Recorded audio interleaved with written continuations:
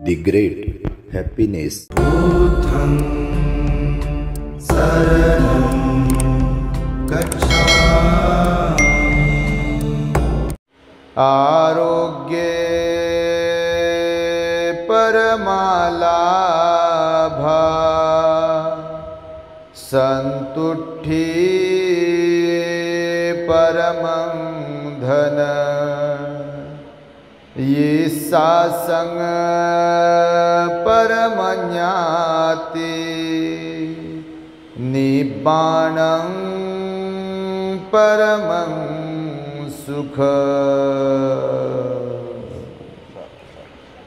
संपूर्ण विश्वाला ज्यांनी सुख शांती मानवता तथा दुःख मुक्तीचा आर्य संदेश दिला, असे ते दुःख मुक्तीचे मार्गदाता दुःखमुक्त महामानव महान कारुणिक तथागत भगवान सम्यक संबुद्ध तथागतांनी आपल्या शुद्ध प्रज्ञेतून निर्मिलेला सद्धम्म आणि त्याच सद्धम्माचा गेली 2500 वर्षांपासून सातत्याने अहोरात्र प्रचार आणि प्रसार करणारा पूजनीय भिक्खू संघ या महान आणि सर्वश्रेष्ठ अशा त्रिरत्नांना प्रथमतः त्रिवार अभिवादन करतो, ज्यांच्या महान आणि असीम त्याग प्रभावामुळे आपल्याला जो हा अनमोल असा बुद्ध धम्म लाभला आणि ज्यांच्यामुळे आपल्याला हे एवढे मोठे वैभव प्राप्त झाले, असे महान युग प्रवर्तक भारतीय राज्यघटनेचे शिल्पकार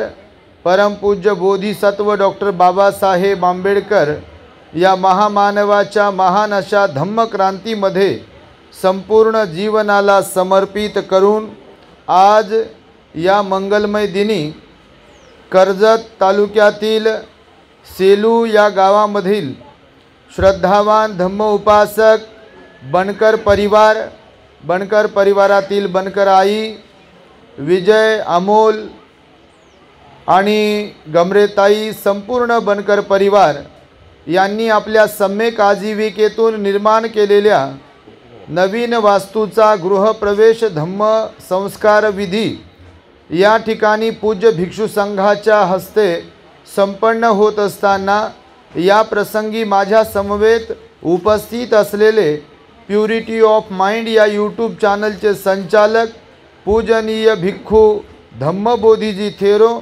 त्याचप्रमाणे ज्यांनी आत्ताच आपणास सुंदर आणि मार्मिक अशी धम्मदेशना देऊन उपकृत केले असे पूजनीय भिक्खू सर्च रिसर्च या यूट्यूब चॅनलचे संचालक धम्मानंदजी थेरो आणि संपूर्ण कार्यक्रमासाठी उपस्थित असलेले श्रद्धावान उपासक उपासिका बालक तथा बालिकांनो, तद्वतच दी ग्रेट हॅपीनेस या आपल्या यूट्यूब चॅनलचे सर्वच दर्शक, सर्वप्रथम तुम्हा सर्वांच्या प्रती मंगल मैत्री सद्भावना व्यक्त करतो आणि आपणा सर्वांच्या दुःखमुक्तीकरिता 2600 वर्षांपूर्वी तथागत भगवान बुद्धांद्वारा शिकविलेल्या धम्मोपदेशास प्रारंभ करतो। आपण सर्वांनी शांत, एकाग्र आणि श्रद्धायुक्त चित्ताद्वारे या अनमोल बुद्धवाणीला आपल्या हित सुखाकरिता श्रवण करावे, ग्रहण करावे।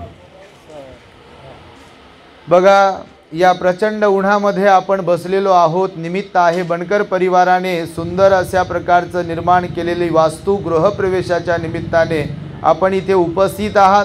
आताच त्यांच्या परिवारामध्ये गृहप्रवेशाचा कार्यक्रम संपन्न झाला आणि बनकर आई आणि त्यांच्या संपूर्ण परिवाराची इच्छा होती की केवळ बुद्धपूजा, केवळ गृहप्रवेश न करता या निमित्ताने आम्हाला भंतेंना बोलवायचं आहे, ज्या भंतेजींच्या आम्ही यूट्यूबवरती प्रवचनं ऐकतो, ज्यांच्यामुळे आमच्यामध्ये श्रद्धा विकसित होत आहे, बुद्ध धम्म संघाचं तत्त्वज्ञान बाबासाहेबांचा विचार आमच्यापर्यंत पोहोचत आहे, त्या भंतेंना बोलावून त्यांच्याकडून परित्राण बुद्ध पूजा करून धम्मदेशना सर्वांना ऐकायला मिळावी अशी विशेषत्वाने आमच्या बनकराईची इच्छा होती आणि त्यामुळे विजय यांनी आम्हाला संपर्क साधला, कार्यक्रमासाठी निमंत्रण दिलं। ॲक्च्युली धावपळीमुळे प्रकृती तशी काही बरी नाही आहे, तरी पण आग्रह जास्त असल्या कारणाने प्रत्येक ठिकाणी आम्ही जाण्याचा प्रयत्न करतो आहे। इथे पण येऊन आम्हाला मनस्वी आनंद झाला। तेव्हा सर्वप्रथम आपण सर्वांनी बनकर परिवाराचे टाळ्यांच्या गजरांमध्ये स्वागत करून त्यांचे कौतुकही करावे। कारण आजच्या काळामध्ये घर बनवणं ही काही साधी गोष्ट नाही आहे। महागाई प्रचंड प्रमाणात वाढलेली आहे। सिमेंटचे भाव वाढलेले आहेत, रेतीचे भाव वाढलेले आहेत, लोखंडाचे भाव आणि सर्वच भाव वाढलेले आहेत आणि त्यामुळे घर बनवणं म्हणजे नाकी नऊ येत आहेत लोकांच्या, असे लोक आम्हाला सांगतात। आणि तरीसुद्धा मुंबईच्या जवळच असलेल्या कर्जत नेरळच्या परिसरामध्ये आपण अत्यंत सुंदर असं घर निर्माण केलं आहे। म्हणून मी मनस्वी आपलं सर्व बनकर परिवाराचं अभिनंदन करतो आणि तुम्हा सर्वांच्या प्रती विशेष मंगल मैत्री व्यक्त करतो। बघा, मानवी जीवन हे मोठं अनमोल आहे असं भगवंताने सांगितलेलं आहे। ते वाया गेलं नाही पाहिजे म्हणाले भगवान बुद्ध। फक्त आपल्यामध्ये आणि प्राण्यांमध्ये फरक आहे एवढं आपल्याला कळायला पाहिजे। अदरवाईज खाण्यासाठी जगणे आणि जगण्यासाठी खाणे आणि खाता खाता मरणे हे ज्यांना एवढंच जीवन आहे असं वाटते त्यांचं जीवन निरर्थक आहे। ते 100 वर्षे जरी जगले तरी त्यांच्या जगण्याला अर्थ नाही असं भगवंताचं म्हणणं आहे। भगवंताने धम्मपदामध्ये सांगितलं आहे की काही लोक इथे जन्माला येतात, बिलकुल ते विकारयुक्त असतात। राग, द्वेष, लोभ, मोह, माया, अहंकार, ईर्ष्या, संशय या अवगुणांमध्ये ते भरलेले असतात। लोकांनाही त्रास देतात, स्वतःचंही जीवन उद्ध्वस्त करतात आणि असे लोक 100 वर्षे जरी जगले तरी त्यांच्या जीवनाला अर्थ नाही म्हणाले भगवान बुद्ध। म्हणाले या जीवनात काही आपल्याला कमवता आलं पाहिजे। पहिली गोष्ट तर आपल्याला यश प्राप्त करता आलं पाहिजे, यश खेचून आणता आलं पाहिजे। तसं तर ऑटोमॅटिकली कुणाच्या वाट्याला काही येत नाही। बऱ्याच लोकांना कधी कधी वाटत असेल की जे काही घडते आपोआपच घडते की काय आपल्याबरोबर। आपोआप काहीच घडत नाही आपल्याबरोबर, सर्व काही कर्माचा परिणाम असतो म्हणाले भगवान बुद्ध। प्रतित्य समुत्पाद नावाचा सिद्धांत भगवान बुद्धांनी सांगितला। म्हणून आपोआप कुणाच्या वाट्याला काही येत नाही। जसं की बघा, आता 10वीचे 12वीचे निकाल रिझल्ट लागत आहेत, बरोबर आहे। शाळा एकच आहे।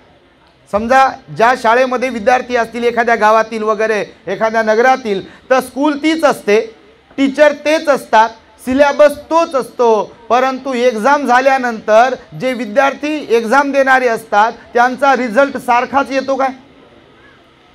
सारखेच पर्सेंटेज घेतात का? ते सारखेच मार्क्स घेतात काय? सर्वांना 100%च प्राप्त होतात का? किंवा 99%, 98%च मिळतात का? जरी शिक्षक तेच असले, शाळा तीच असली, सिलेबस सेम असला तरी सुद्धा प्रत्येकाची गुणवत्ता, प्रत्येकाची गुण वेगवेगळे असतात। भगवान बुद्ध म्हणाले याला काय कारण आहे तर ह्याचा आपण विचार केला पाहिजे। मनुष्य मनुष्यच आहेत, काहींचं जीवनभर घर होत नाही बघा। आजही काही लोक शेवटपर्यंत भाड्याच्या किरायाच्याच घरामध्ये राहतात। आता बनकर परिवाराने सुद्धा सांगितलं आम्ही दुसरीकडे राहायला होतो आणि हे आमचं आता घर झालं आहे आणि आम्हाला मनस्वी आनंद झाला आहे। खरंच आनंद होणार नाही तर काय आहे? कारण भगवान बुद्ध म्हणाले मनुष्याने दीर्घोद्योगी असायला पाहिजे, मेहनती असायला पाहिजे, मेहनतीवरती विश्वास असायला पाहिजे, जिद्दी असायला पाहिजे, चिकाटी असायला पाहिजे, प्रयत्नवादी असायला पाहिजे। हातावर हात ठेवून बसणाऱ्यांना काहीच यश प्राप्त होत नाही। बरेच लोक तुम्ही पाहत असाल, कधी काही लोक प्लॅटफॉर्मवरती, स्टेशनला किंवा एखाद्या सिग्नलवरती पाहत असाल त्याच अवस्थेत दिसतात बघा। ते बदलत नाहीत, बिलकुल भीक मागतील तर भीकच मागतील। काही लोक गरिबीतच जन्माला येतात आणि गरिबीतच मरतात। भगवंताने त्यांची निंदा केलेली आहे, म्हणजे त्यांचा निषेध केला। भगवान बुद्ध म्हणाले गरिबीमध्ये जरी मनुष्य जन्माला आला तरी तो गरिबीत मरता कामा नये। कारण तो मेहनती जर असेल, तो जर परिश्रमावरती विश्वास ठेवणारा असेल, 2चे 4 करण्याची ताकद त्याच्यामध्ये असेल तर निश्चितपणे तो खूप मोठी प्रगती करू शकतो, यशाच्या उच्च शिखरावरती तो जाऊ शकतो। म्हणून यश आपल्याला खेचून घेता आलं पाहिजे, त्यासाठी काही गट्स आपल्यामध्ये असावे लागतात आणि त्यानुसार आपण प्रयत्न करायचे असतात। म्हणून निश्चितपणे बनकर परिवाराने तशा प्रकारचे प्रयत्न केले, मेहनत केली आणि म्हणून हे सुंदर असं घर त्यांनी साकारलेलं आहे। त्यानंतर भगवंताने सांगितलं आपल्याला आरोग्यही कमवता आलं पाहिजे। आता आजकाल लोकांकडे जर पाहिलं तर आरोग्य नाही आहे, पैसा आहे, धन दौलत आहे, घरदार आहे, सगळ्या गोष्टी आहेत, पण आता इथे बसलेल्यांपैकी जर दुसऱ्या तिसऱ्या माणसाला विचारलं तुम्हाला कुठला आजार वगैरे आहे का तर लगेच लोक सांगतील आमचा बीपी हाय होतो, कोणी म्हणते बीपी लो होतो, कोणी म्हणते आमची गोळी वाढतच चालली, कोणी म्हणते कमी होत चालली। शुगरची पण बीपीची पण आता लोकप्रिय आणि सुप्रसिद्ध आजार घराघरामध्ये आहेत बघा। की जात धर्म कोणताही असो तो म्हणजे बीपी आणि डायबिटीज, शुगरचे आजार आहे बघा। पैसा भरपूर आहे पण म्हणते साखर खाता येत नाही म्हणते आता आम्हाला। आता शुगर झाल्यावर डायबिटीज झाल्यावर कशी साखर खाईल. आता यांनी आमच्यासमोर इमरती ठेवली भरपूर आणून. औरंगाबादला इमरती फेमस आहे बघा. त्यांना वाटलं हे पण इमरतीच खातात की काय.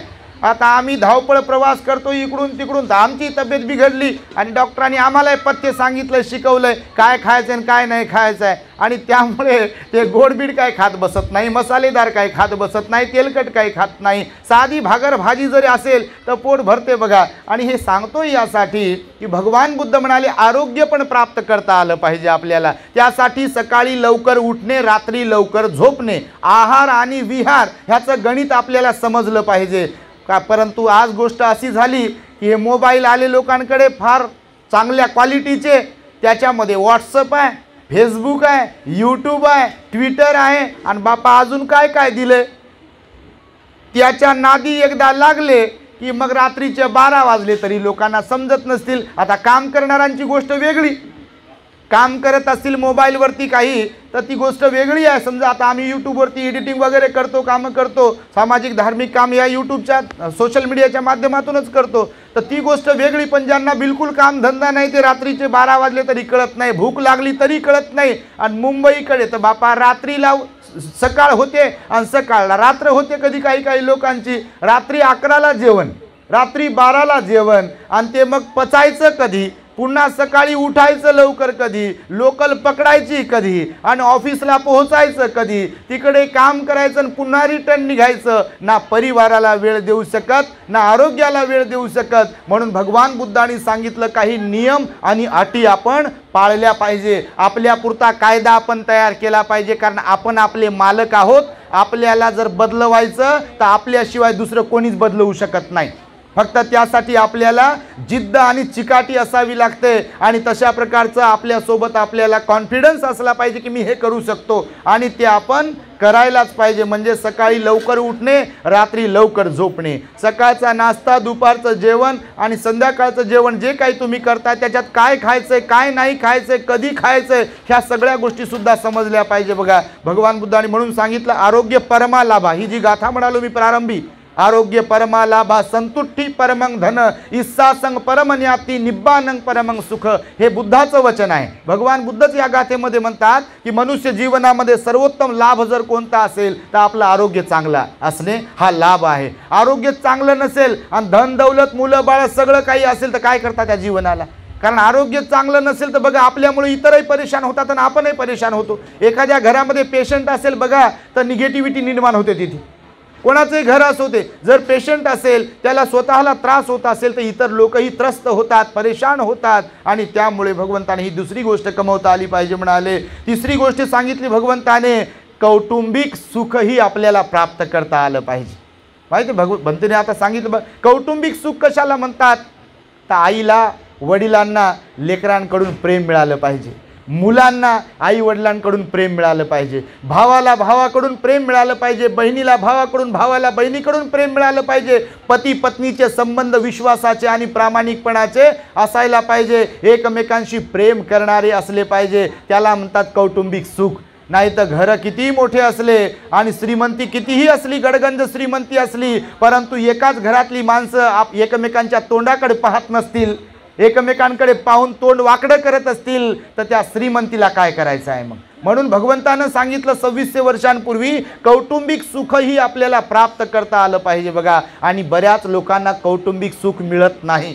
म्हणून बरेच लोक परेशान असतात, अश्रू गाळतात. कारण कधी कधी काही काही आया बाबा आमच्याकडे येऊन बोलतात, म्हणते जी आमचे दोन्ही लेकरं मुलं हे दोघे सख्खे भाऊ आहे, लहानपणी त्यांचं खूप जमायचं, लग्नाच्या अगोदर एकमेकांशिवाय जमायचं नाही, पण लग्न झाल्यावर कोणत्या गोळ्या बसल्या काय माहीत, कोणता डोस बसलाय काय माहीत, भाऊ भावाला विचारतही नाही, भाऊ भावाजवळ येऊन बसतही नाही आणि ते विचारपूस नाही, काहीच नाही, बिलकुल दुश्मनच जणू काही बघा. आणि ही परिस्थिती घराघरात आहे बघा. ह्याच्याशी जात धर्माचा काहीच संबंध नाही, कोणत्या जाती धर्माचे लोक असू दे. म्हणून भगवंताने सांगितलं कौटुंबिक सुख आपल्याला प्राप्त करता आलं पाहिजे. आई वडिलांच्या डोळ्यांमध्ये सुद्धा आजकाल खूप अश्रू येतात बघा मुलांमुळे. कारण मुलं आई वडिलांना ओळखत नाहीत, कधी कधी बहीण भावाला ओळखत नाही, भाऊ बहिणीला ओळखत नाही. आज महत्त्व प्राप्त झालंय पैशाला बघा. पैसा आहे तो सब कुछ आहे म्हणतात लोक, पैसा नाही तर काहीच नाही. मग मग ते घरची का लोक असो ना, कोणी देणं घेणं करत असेल, आपल्याला विचारत असेल तर म्हणतात बहीण फार चांगली आहे, भाऊ फार चांगला आहे, आई फार चांगली आहे, पण देणं घेणं बंद झालं की बरोबर नाही म्हणते. मग ते मी कशाला विचारू म्हणते त्यांना, मी तिला कशाला बोलू म्हणते. म्हणजे फक्त पैशासाठीच नातं आहे की काय, असं कधी कधी काही लोकांकडे पाहून वाटते बघा. म्हणून भगवंताने ही तिसरी गोष्ट सांगितली की तुम्ही कौटुंबिक सुख प्राप्त करून घ्या आणि त्यासाठी तुम्ही स्वतःवर संयम ठेवा. चौथी गोष्ट भगवंताने सांगितली धार्मिकता. घरामध्ये धार्मिकता असणे हे अत्यंत आवश्यक आहे. बघा, तुम्ही गृहप्रवेशाचे कार्यक्रम पाहिले असतील, अनेक ठिकाणी लोक पूजा वंदना करतात, लोक जेवू घालतात. आता इथेही जेवण तयारच आहे, असा काही विषय नाही की जेवण तयार नाही, इथेही जेवण तयारच आहे. पण केवळ पूजा करून, केवळ जेवण करून काय मिळते? लोकांचं प्रबोधन होणं सुद्धा अत्यंत आवश्यक आहे. जीवनाचा अर्थ कळायला पाहिजे म्हणाले भगवान बुद्ध. आणि त्यामुळे बघा, तुम्हाला हा उपदेश भगवान बुद्धांनी दिलेला मी देतो आहे. तसं तर भगवान बुद्ध म्हणाले जीवनामध्ये 4 प्रकारचे लोक आहेत या जगामध्ये. किती प्रकारचे? 4 प्रकारचे लोक आहेत. भगवान म्हणाले काही लोक अंधाराकडून अंधाराकडेच वाटचाल करत असतात. अंधाराकडून अंधाराकडे म्हणजे कसं? आता वर्तमान जीवनामध्ये काही लोकांच्या वाट्याला अंधार असतो. अंधार म्हणजे गरिबी आहे, दुःख आहे, परेशानी आहे, टेन्शन आहे, परंतु त्यांचा पुण्यकर्मावरती विश्वास नसतो. कर्म वर्तमान जीवनातही वाईटच करतात, म्हणून भविष्यातही ते दुःखातच पडतात, गरिबीतच राहतात. असा अंधाराकडून अंधाराकडे जाणारा एक वर्ग भगवंताने सांगितला, ज्यांचा पुण्यकर्मावरती विश्वास नाही, कुशल कर्मावरती विश्वास नाही आहे, दानावरती विश्वास नाही, ध्यानावरती विश्वास नाही, धार्मिकतेवरती विश्वास नाही, असे काही लोक भगवंताने सांगितलं अंधाराकडून अंधाराकडे जातात. आता गरीब असतात, कर्म वाईट करतात आणि भविष्यातही ते गरिबीतच राहतात, दुःखातच राहतात. दुसरा प्रकार सांगितला भगवंताने की वर्तमान जीवनामध्ये पूर्वीच्या कर्मामुळे चांगले दिवस आलेले असतात, पण प्रचंड अहंकारी असतात. धम्मावरती विश्वास नसतो, सदाचारावरती विश्वास नसतो, चांगुलपणावरती विश्वास नसतो, दान पुण्यावरती विश्वास नसतो, धार्मिकतेवरती विश्वास नसतो. आणि असे लोक पुण्यकर्म करत नाहीत आणि त्यामुळे जरी आता वर्तमान जीवनामध्ये जरी प्रकाशात असले, श्रीमंत असले, सुखी असले, तरी भविष्यामध्ये मात्र ते अंधारामध्ये जातात, म्हणजे गरिबीकडे आणि दुःखाकडे जातात. असा दुसरा प्रकार भगवंताने सांगितला. तिसरा प्रकार सांगितला भगवंताने की काही लोक आता अंधारात असतात, दुःखात असतात, गरिबीत असतात, परंतु त्यांचा पुण्यावरती, शीलावरती विश्वास असतो, ध्यानावरती विश्वास असतो, कुशल कर्मावरती विश्वास असतो, बुद्ध धम्म संघावरती श्रद्धा असते, म्हणून ते नेहमी सातत्याने शील पालन करतात, दान पुण्य ध्यान करतात आणि आपले कर्म चांगले बनवतात. आणि असे लोक मग अंधाराकडून प्रकाशाकडे वाटचाल करतात. असा तिसरा प्रकार भगवंताने सांगितलेला आहे. चौथा आणि शेवटचा प्रकार भगवंत सांगताना म्हणतात की काही लोक जे दुर्मिळ आहेत फार, ते आजही वर्तमानात प्रकाशामध्ये असतात, म्हणजे श्रीमंतही असतात आणि सुखी पण असतात, परंतु त्यांचा धम्मावरती विश्वास असतो, शील सदाचारावरती पुण्यावरती विश्वास असतो. ते विचार करतात आज आपल्या वाट्याला हे जे सुख आलं आहे ते विनाकारण आलं नाही, आपोआप आलं नाही, आपलं काहीतरी कुशल कर्म आहे, आपलं काहीतरी पुण्य कर्म आहे, म्हणून आपल्या वाट्याला ही श्रीमंती, धन दौलत, सुख आपल्या वाट्याला आलंय. तर आपण याच्यावरती कायम विश्वास ठेवला पाहिजे. आणि त्याच अनुषंगाने ते लोक वाटचाल करत असतात. नेहमी दान पुण्य करणे, शील पालन करणे, ध्यान करणे, मंगलमैत्री करणे, एक दुसऱ्याला मदत करणे, लोकांच्या सुखदुःखामध्ये धावून जाणे, हे कर्म ज्यांच्याकडून घडतात ते प्रकाशात असलेले लोक भविष्यातही प्रकाशाकडे वाटचाल करतात. असे 4 प्रकारचे लोक भगवंताने सांगितलेले आहेत. आणि त्यामुळे बघा, जीवन जगत असताना आपण होशपूर्वक जीवन जगलो पाहिजे. आणि होशपूर्वक जीवन जगण्यासाठी काया वाचा मनावरती संयम ठेवला पाहिजे. घर बनवता आलं पाहिजे, श्रीमंत बनता आलं पाहिजे आपल्याला, परंतु श्रीमंत बनल्यानंतर अहंकार मात्र आपण दाखवला नाही पाहिजे. नाही तर बऱ्याच लोकांचं बघा अहंकारामध्ये जीवन वाया जाते. बघा, कशावरती विश्वास ठेवत नाही, पण प्रचंड अहंकार, संपत्तीचा अहंकार आहे, सौंदर्याचा अहंकार आहे, जातीचा अहंकार आहे, कुळाचा अहंकार आहे लोकांना. आणि भगवान बुद्ध म्हणाले अहंकाराच्या पायी लोक वाहत जातात, दुःखाकडे वाटचाल करत असतात. त्यामुळे प्रामाणिकपणा, शील, सदाचार हे अत्यंत महत्त्वाचे गुण आहेत. बघा, एक दृष्टांत मी नेहमी सांगत असतो. एकदा बघा, प्रामाणिकपणा जीवनामध्ये किती महत्त्वाचा आहे. प्रामाणिक असलो पाहिजे आपण, आपल्या कर्माबद्दल प्रामाणिक असलो पाहिजे आपण, आपल्या आचरणाबद्दल प्रामाणिक असलो पाहिजे, आई वडिलांबद्दल आपण प्रामाणिक असलो पाहिजे, आपल्या नातेवाईकांबद्दल प्रामाणिक असलो पाहिजे, धम्माबरोबर प्रामाणिक असलो पाहिजे, ज्यांनी आपल्यावरती अनंत उपकार केले त्यांच्याप्रती आपण प्रामाणिक असलो पाहिजे. जसं बाबासाहेब आंबेडकरांमुळे आपल्याला हे सोन्याचे दिवस आले बघा. गावकुसाच्या बाहेर राहणारी आपली माणसं होती, पण आज उच्च दर्जाचं जीवन जगतात आपली लोक. मोठमोठे बंगलोज आहेत. आम्ही मुंबईमध्ये बऱ्याचदा गृहप्रवेश वगैरेचे कार्यक्रम करतो, तर लोकांचे मोठमोठे फ्लॅट्स आहेत, आज मोठमोठे बंगलोज आहेत लोकांचे. आपले प्रचंड श्रीमंत लोक आहेत, ज्यांच्या काल सावलीचा विंटाळ होत होता, आज ती लोक मालामाल झालेली आहेत. ही बाबासाहेबांची देण आहे. त्या बाबासाहेबांसोबत सुद्धा प्रामाणिक आपण राहिलो पाहिजे, त्यांच्या विचारांशी आपण प्रामाणिक राहिलो पाहिजे. म्हणून एकदा बघा, मी छोटासा दृष्टांत सांगेल, जास्त बोलणार नाही आहे, वेळ अधिकची झाली असल्या कारणाने. एकदा एका राजकुमाराने आपला स्वयंवर घोषित केला होता. त्याला ते लग्न करायचं होतं आणि त्यावेळेसच्या प्रथेनुसार त्याने नगरामध्ये दौंडी पिटवायला सांगितली की मला स्वयंवर करायचं आहे आणि नगरामध्ये जेवढ्या काही तरुणी असतील त्या सगळ्या सुंदर तरुणींनी शृंगार करून, मेकअप करून राजवाड्यामध्ये ठराविक दिवशी उपस्थित राहावे आणि माझी इच्छा ज्या मुलीवरती होईल लग्न करण्याची, तिला मी माझी राणी म्हणून निवड करेल, तिची पसंत करेल. याच्यासाठी एक ठराविक दिवस त्याने निवडला आणि त्यानुसार नगरातल्या सगळ्या तरुण मुली, सुंदर मुली शृंगार करून, मेकअप करून त्या राजाने सांगितलेल्या दिवशी राजवाड्यामध्ये हजर झाल्या. त्या सर्व मुली तिथे उपस्थित झाल्यानंतर तो राजकुमार तिथे येतो आणि त्याच्या सेवकाकडे एक पिशवी असते. त्या पिशवीमध्ये काही बीज असतात, बिया असतात. बिया समजतात ना, बिया असतात. आता बघा, हे उन्हाळ्याचे दिवस, यावर्षीचं ऊन बघा, प्रचंड वेगळंच ऊन आहे. दिवसेंदिवस उन्हाची तीव्रता वाढत आहे. बोलता बोलता मी तुम्हाला मेसेज देईल, वृक्षांची तोड होत आहे, झाडांची तोड होत आहे, म्हणजे झाडं तोडत आहेत लोक. परंतु झाडं जर तोडली तर ऑक्सिजनचं प्रमाण कमी होईल, झाडं जर तोडले तर पावसाचं प्रमाण कमी होईल आणि एकंदरीतच पूर्ण जे काही जीवनमान आहे, वातावरण आहे, त्याच्यामध्ये नको तो निगेटिव्ह बदल होईल. म्हणून तुम्ही पावसाळ्याच्या सुरुवातीला आंबे खात असाल, तुम्ही जांभळं खात असाल किंवा कोणतेही फळं खात असाल तर त्याच्या बिया जपून ठेवा आणि पावसामध्ये त्या बिया लावा, म्हणजे झाडं लावा, असाही मी तुम्हाला संदेश देतो. तर त्या राजकुमाराने आपल्या सेवकाकडे असलेल्या एका पिशवीमध्ये काही बिया आणल्या होत्या. त्या बिया त्या सर्व मुलींना दिल्या आणि प्रत्येक मुलीला बिया देत असताना 2-2 बिया दिल्या आणि त्या मुलींना सांगितलं की बघा, तुम्हाला मी वेळ देतो आहे 3 महिन्याची. 3 महिने ह्या बिया तुम्ही आता घरी घेऊन जा, तुमच्याकडे कुंडीमध्ये लावा आणि ते जे झाड येईल फुलाचं, त्याला फुलं येतील आणि त्या कुंड्या 3 महिन्यानंतर पुन्हा मी तुम्हाला सांगेल, त्या दिवशी तुम्ही घेऊन यायच्या. ज्या मुलीच्या कुंडीमध्ये सुंदर फूल असेल तिला मी माझी राणी म्हणून घोषित करेल. आता ही घटना घडली, 3 महिने गेले. आता सर्व नगरातल्या मुली आल्या होत्या, तरुण मुली आल्या होत्या. 3 महिन्याचा कालावधी लोटला, परंतु राजाने ज्या बिया दिल्या होत्या मुलींकडे, त्या कोणत्याच मुलीच्या कुंडीमध्ये 1 महिन्यापर्यंत कोणतं झाड रोपटं आलं नाही. आता सर्व एकदम भयभीत झाल्या आणि विचार करू लागल्या की मला राजकुमाराशी लग्न तर करायचं आहे आणि राजकुमाराची अट आहे की ज्या कोणत्या मुलीच्या कुंडीमधल्या झाडाला सुंदर फूल असेल, मी तिला माझी राणी घोषित करेल. आता सर्वच आपापल्या कुंडीकडे पाहत होत्या. 1 महिना झाला आणि कुंडीमध्ये काय त्या बीजातून रोपटं तयार झालं नाही.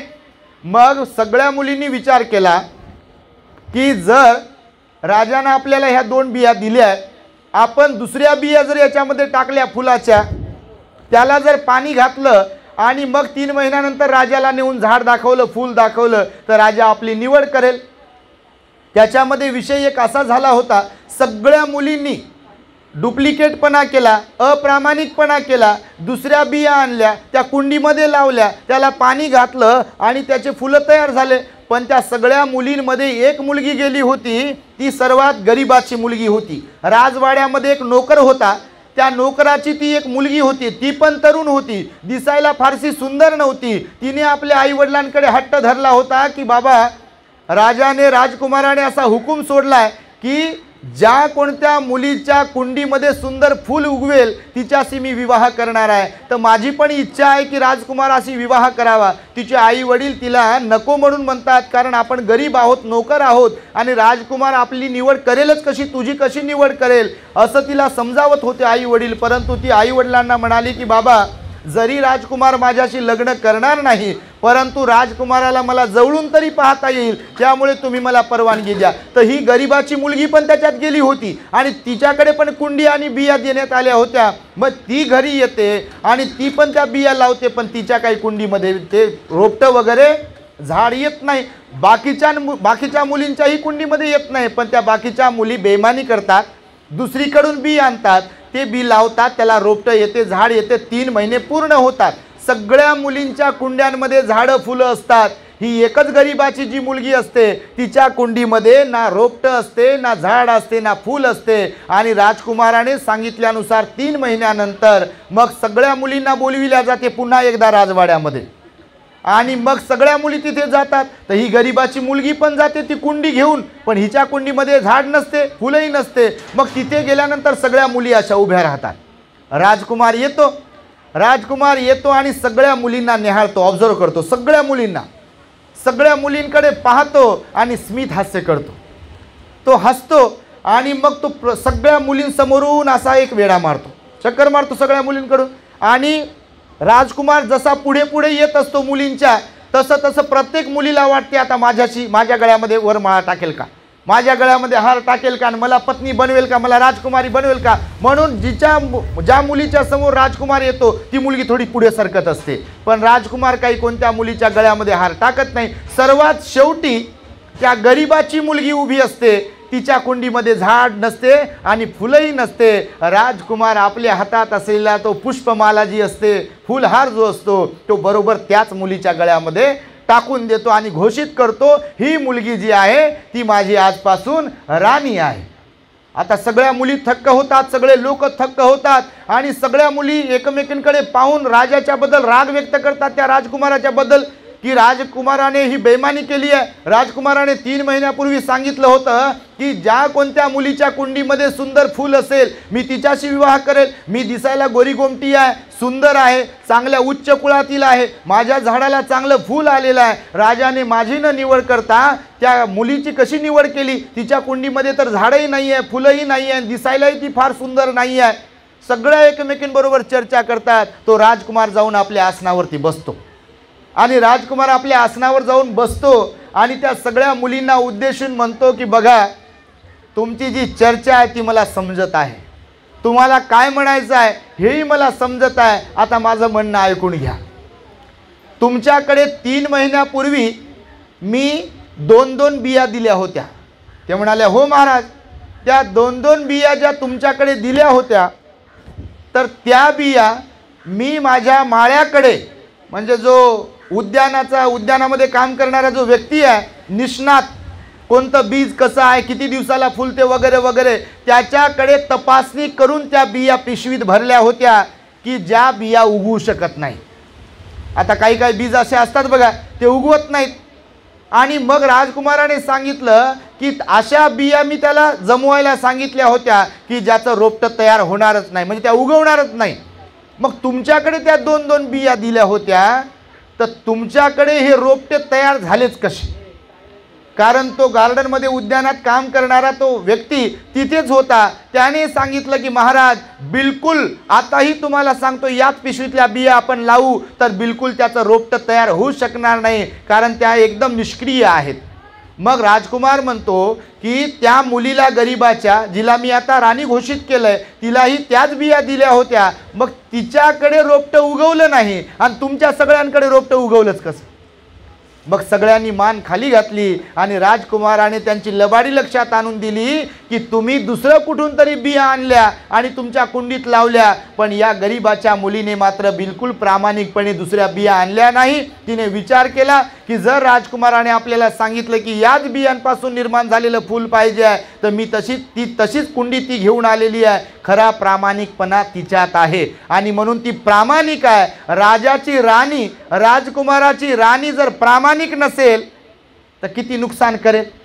आणि तुम्ही लबाडी करणार आहात, तुम्ही याच्याबरोबर लबाडी केली, मी तुम्हाला जर राणी म्हणून घोषित केलं असतं तर माझं नुकसान झालं असतं. ही प्रामाणिक आहे आणि स्त्री प्रामाणिक असली पाहिजे, पुरुष प्रामाणिक असला पाहिजे, एकंदरीत प्रत्येकच व्यक्ती प्रामाणिक असला पाहिजे, म्हणून मी तिची निवड केली आहे. म्हणून मी तुम्हाला हे यासाठी सांगितलं की आपल्यामध्ये प्रामाणिकपणा असायला पाहिजे. काम करताना, वर्तन ठेवताना, वागताना, बोलताना, वडीलधाऱ्यांशी वागताना, सेवा करताना, सगळ्या गोष्टी करताना प्रामाणिकपणा खूप महत्त्वाचा आहे. म्हणाले भगवान बुद्ध, बेईमानी कायम साथ देत नाही. बेईमानीतून जे काही मिळेल ते परमनंट आपल्या सोबत राहू शकत नाही, पण प्रामाणिकपणाची भाकरी ही आपलं पोट भरू शकते. बाबासाहेब आंबेडकर म्हणाले बघा, स्वाभिमान प्रामाणिकपणाची अर्धी काय कोरभर भाकर जरी मिळाली तरी तिच्यामध्ये मनुष्य संतुष्ट राहू शकतो, पण बेईमानीचं भरपूर काही जरी मिळालंय तर माणसाचं मन माणसाला खात असते बघा. ते दुःख देत असते, कुणाला लुबाडून, कुणाला त्रास देऊन, कुणाला फसवून, कुणाला ठकून जर आपलं जीवन जगत असेल, आसुरी आनंद आपण व्यक्त करत असेल लोकांना परेशान करून, तर तो आनंद कायम राहू शकत नाही, आपल्याला दुःख दिल्याशिवाय राहत नाही. आणि म्हणून भगवान बुद्धांनी 2600 वर्षांपूर्वी मनुष्य प्राण्याला सांगितलं, शील सदाचाराने जीवन जगा, काया वाचा मनावर संयम ठेवा, आई वडिलांची सेवा करा, मूल बाळ बायको यांचा सांभाळ करा, मुलांवरती धम्माचे संस्कार टाका, एकमेकांशी प्रेमाने राहा, कुणाला दुखवू नका, कुणाच्या डोळ्यांमध्ये अश्रू आणू नका, लोकांच्या चेहऱ्यावर हास्य फुलेल यासाठी तुम्ही कारणीभूत ठरा. नेहमी दान पुण्य शील पालन ध्यान करत राहा, मंगल मैत्री करत राहा, असा उपदेश आपल्या भगवान बुद्धांनी दिलेला आहे. आणि त्यामुळे बघा, आज इथे आम्हाला बनकर परिवाराने बोलावलाय. विजय आणि अमोल, त्याचबरोबर आपल्या बनकर आई यांच्या विनंतीस मान देऊन आम्ही इथे आलोत. तेव्हा या प्रसंगी आपणास ही छोटीशी धम्मदेशना देऊन आम्ही उपकृत करीत आहोत. विविध विषयांवरती धम्मदेशना ऐकण्यासाठी आपण आमच्या दी ग्रेट हॅपीनेस यूट्यूब चॅनलला फॉलो कराल अशी मी आपणास सूचना करतोय. आपल्याकडे अँड्रॉइड फोन असतील, आपण यूट्यूबचा वापर करत असाल तर यूट्यूबवर जाऊन तुम्हाला बुद्ध धम्माचा अभ्यास करायचा असेल, खरं जीवन कशाला म्हणतात आणि जीवनाचा आनंद घेण्यासाठी कोणते तत्व पाळायचे असतात, यासाठी तुम्ही आपल्या दी ग्रेट हॅपीनेस यूट्यूब चॅनलला फॉलो करा, सबस्क्राईब करा आणि धम्मदेशना ऐकून आपल्या जीवनाचं भविष्य उज्ज्वल करा. अशा प्रकारची मंगल आणि उदात्त कामना व्यक्त करतो आणि माझ्या शब्दांना इथे पूर्ण विराम देतो. भवतु सब मंगलं रक्षन्तु सब देवता सब बुद्धानुभावेन सदा सुखी भवन्तु ते. भवतु सब मंगलं रक्षन्तु सब देवता सब धम्मानुभावेन सदा सुखी भवन्तु ते. भवतु सब मंगलं रक्षन्तु सब देवता सब संघानुभावेन सदा सुखी भवन्तु ते.